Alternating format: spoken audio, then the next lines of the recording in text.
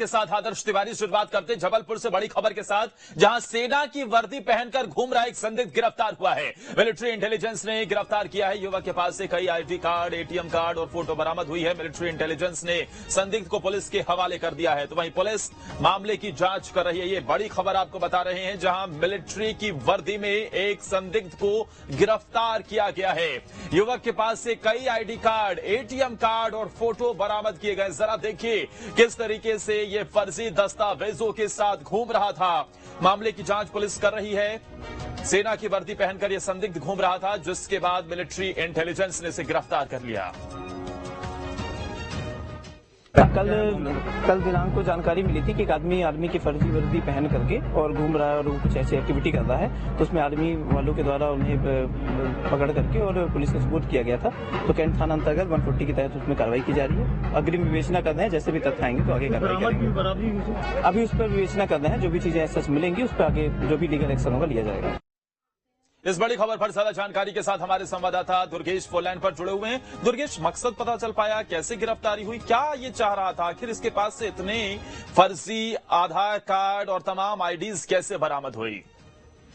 बिल्कुल, देखिए, सवाल और संदेह यही खड़ा हो जाता है कि आखिरकार सैन्य क्षेत्र में सेना की वर्दी में पहने इतने सारे आईडी कार्ड लेके ये सब कैसे घुसा और किस तरीके से घूम रहा था।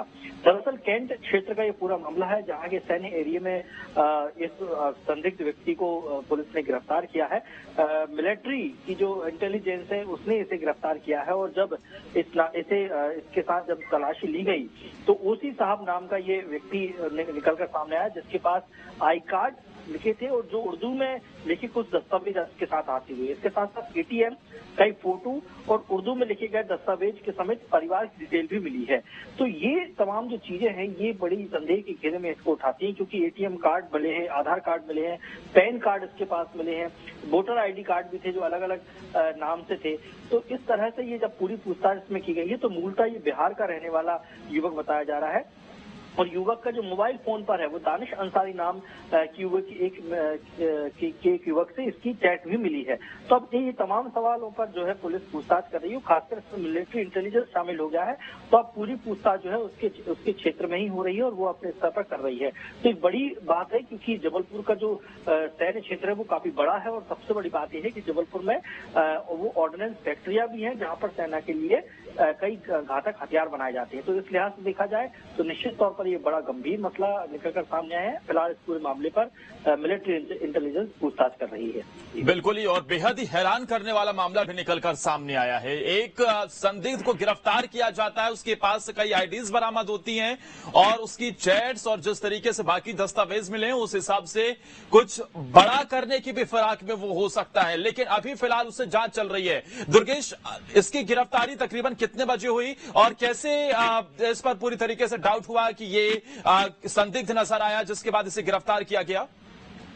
दरअसल देखिए, ये सेना की वर्दी में घूम रहा था और इसकी जो चाल ढाल है, इसकी जो बातचीत का तरीका है, वहाँ के जो सैन्य क्षेत्र के जो कुछ आर्मी के जवान थे उनको संदेह हुआ कि ये आर्मी का जवान नहीं हो सकता है, क्योंकि आर्मी की ड्रेस पर ये था, तो इसलिए आमतौर पर लोगों को इस पर शक नहीं जाता।